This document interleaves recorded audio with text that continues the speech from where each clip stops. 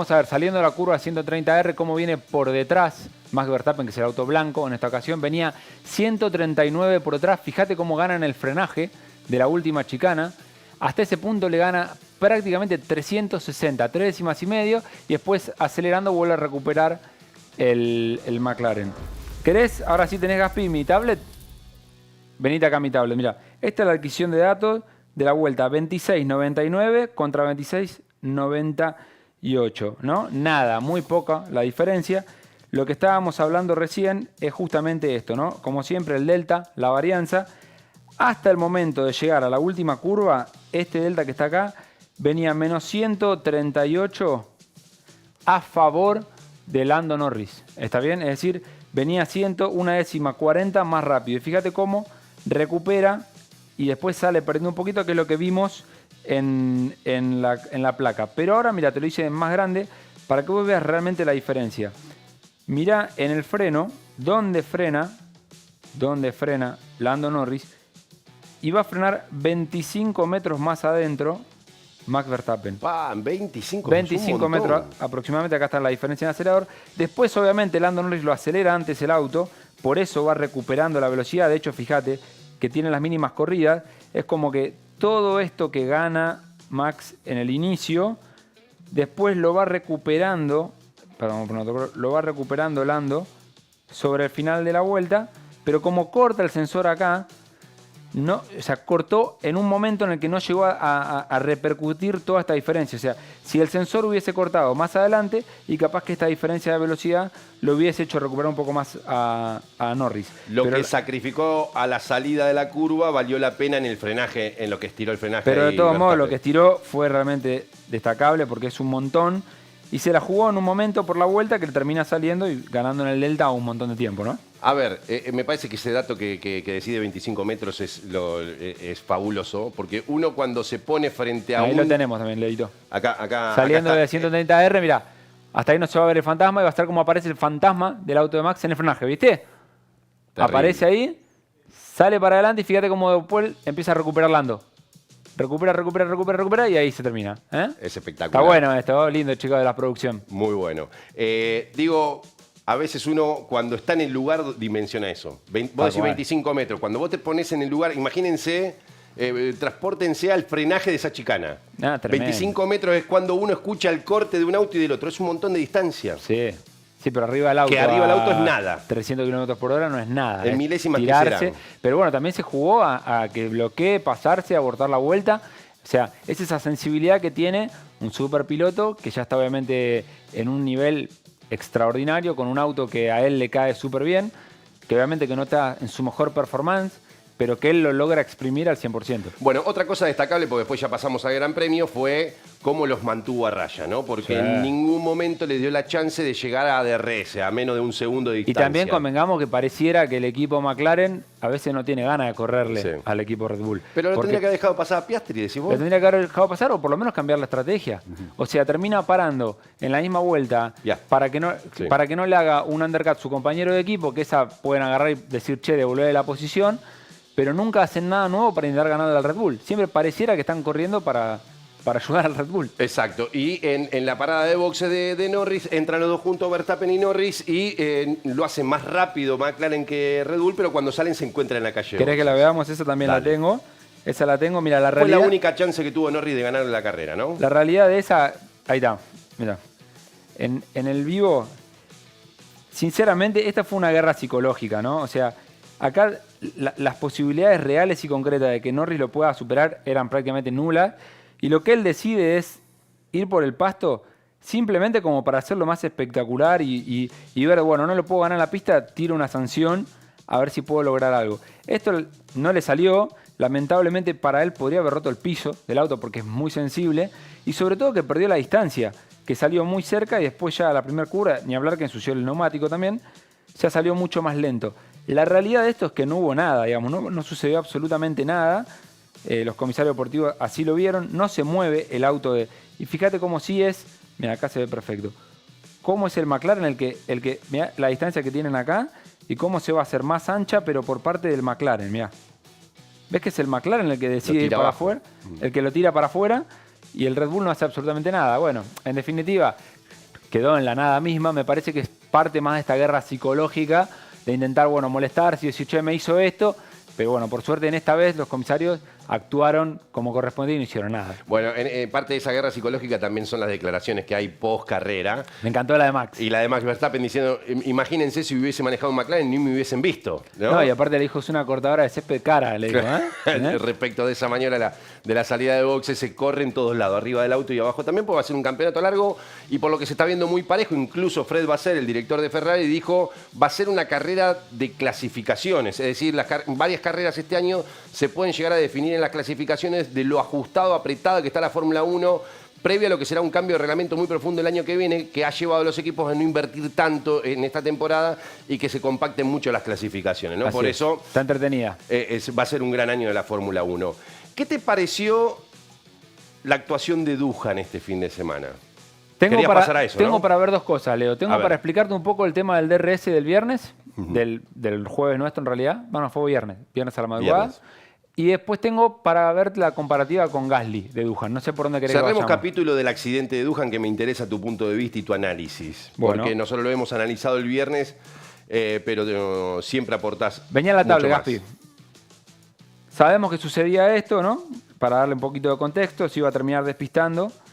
No vamos a hablar tanto del accidente en sí. Te voy a poner algunos datos para que vos tengas en concreto de qué es el DRS y para qué sirve. Un auto de Fórmula 1, así como está... esto sí es importante. Te traje esta comparativa que encontré. Este es Ericsson. Ericsson en Monza, creo que fue el año 2018. Se le queda trabado el DRS. ¿Te das cuenta que se le queda trabado? La curva es un frenaje recto. Y así como se le queda trabado, mirá cómo va frenando con el ala abierta, se descontrola y vuelca. Esto para que vos te des una idea y tomes dimensión de lo que significa no tener el ala, ¿no?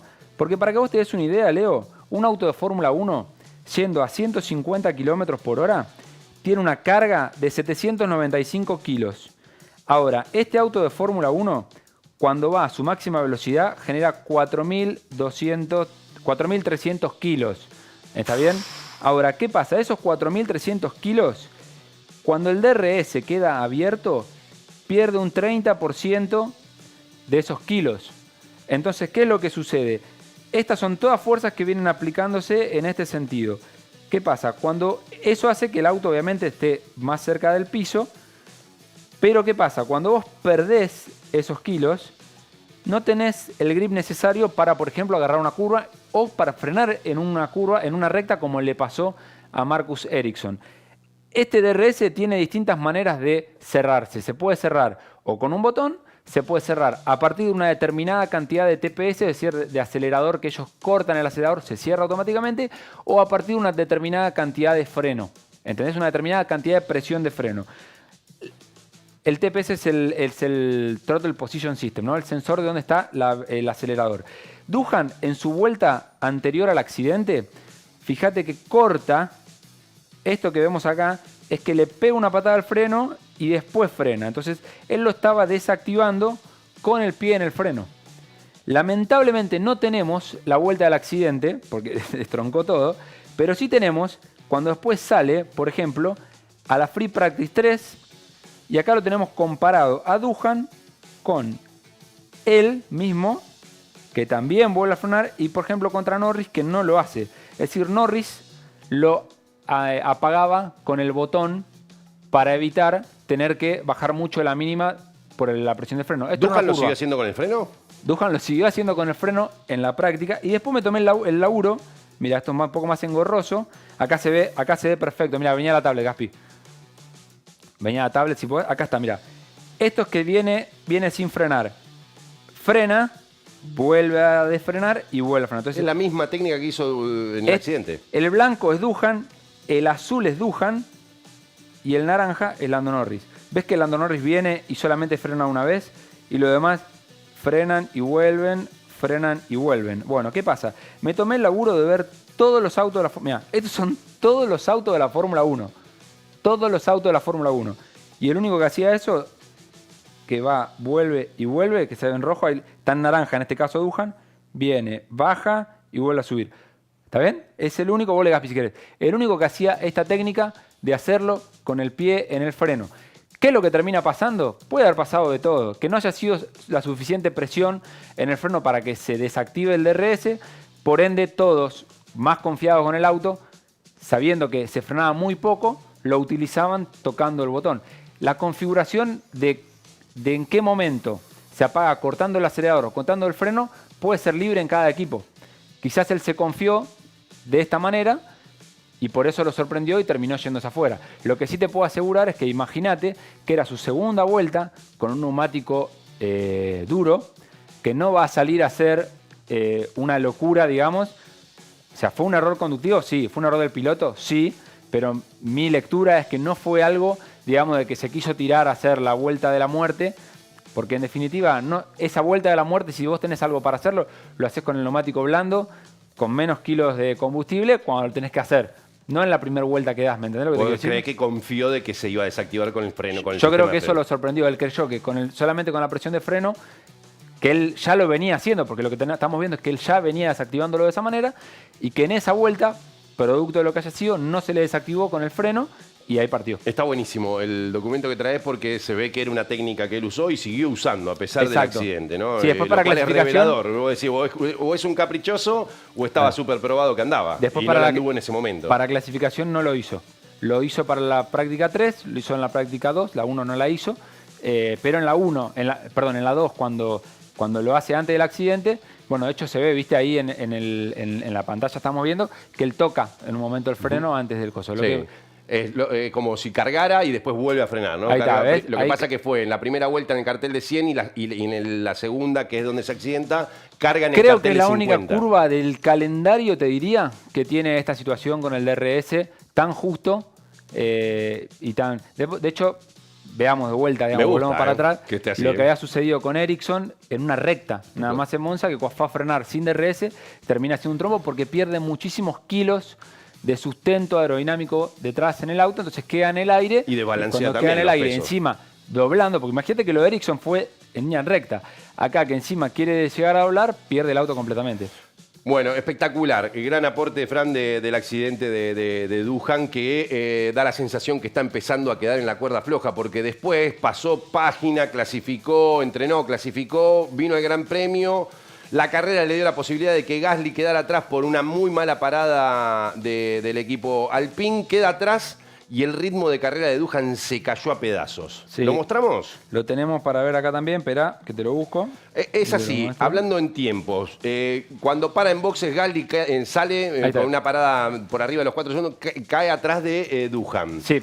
Y la diferencia estaba cerca de los 3-4 segundos a favor de Duhan. Sí. No solo que descuenta, lo supera, sino que después termina la carrera, creo que a 20 segundos de diferencia. Muy lejos, le sacaban mucha diferencia por vuelta. Un segundo por vuelta, un segundo 1, Holgado. un segundo 2, sí, o 9. Entre un 9 décimo y un segundo 2, todas las vueltas. Es letal eso, ¿no? ¿Querés poner, Gaspi, acá mi tablet? Ah, se te fue, espera. Ah, ahí está, tiene que estar. Ahí estamos. Bueno, mirá, la goma roja es la estrategia que utilizó en las primeras vueltas Duhan. La media fue la que utilizó Gasly. Pero después, fíjate, los dos con goma dura. Todo esto que viene por debajo, esto es tiempo de vuelta, ¿no? Es decir, que por debajo del 1.33 giró prácticamente más de la mitad de la carrera Gasly y Duhan por arriba del 1.33. Es decir, este era el segundo que teníamos, que si lo vemos acá en la adquisición de datos, también esto me llamó la atención porque fíjate una cosa, que a partir de lo que es parcial 2 para adelante, prácticamente tiene 2 décimas de diferencia con Gasly, ¿no? Y pierde todo en la primera parte del circuito. Esto sí me llamó la atención. En las S, sí. Muy mala la velocidad de las S, las velocidades mínimas que tenía en las S uno respecto al otro. Acá obviamente estas vueltas son sin DRS, ¿no? Porque no lo tenían activado. Pero sí no lo podía acelerar en el mismo momento. Frenaba un poco más temprano. Y realmente tuvo mucha diferencia. Pero si uno se separa acá, al final de lo que era el parcial 1, ya tenía prácticamente 7 décimas del segundo que había perdido en la primera parte. Vuelve Gaspi. Entonces realmente era muchísimo para lo que es una vuelta, digamos, de 1.30, perder 7 décimas en las primeras 5 curvas. Hay una imagen llamativa de cuando termina la carrera y se baja del auto Duhan, no se podía bajar, no podía agarrarse el auto, lo tuvieron que venir a sostener porque se caía. Hay que ver si no hubo un problema físico que pudo haber tenido que ver con el accidente o si realmente este circuito lo maltrató a Duhan, porque lo que vos decís, Frank, que es en la parte de las heces, es un sector de mucha fuerza G, de que Es hay el que que estar más te desgasta, físicamente, Leo. te Sí, debe porque traer. es el cambio de maniobra donde tenés que estar muy ágil y también con mucha fuerza para aguantar los brazos, ¿no? Porque cuando lo vimos bajar del auto después del accidente, no se lo notó con un problema físico, digamos, que pudo haberse lastimado la mano, como se decía, o especulado por el golpe, porque no soltó el volante, pero nada de las extremidades, nada de las piernas, digo, Pasa ¿no? Porque que después cuando después de esa cagada, haces o tirás muerto, Claro, muertito. que te lleven en la ambulancia y después te despertás, o te tenés que bajar Rambo. Rambo. Porque si te bajás medio, ya no va más. Es Pero una de las dos. después hay una imagen cuando sale del hospital del circuito que él va caminando sin ningún problema. Por eso es tan llamativo. No es que salió con una renguera. Y cuando él se baja del auto, No, estaba detonado. estaba detonado. Sí. Incluso hay un piloto que se le acerca para ayudarle y darle su hombro. Le dan ayuda, Ocon creo que fue, lo Sí, ayudó a salir. Y lo ayudan a caminar porque quedó detonado.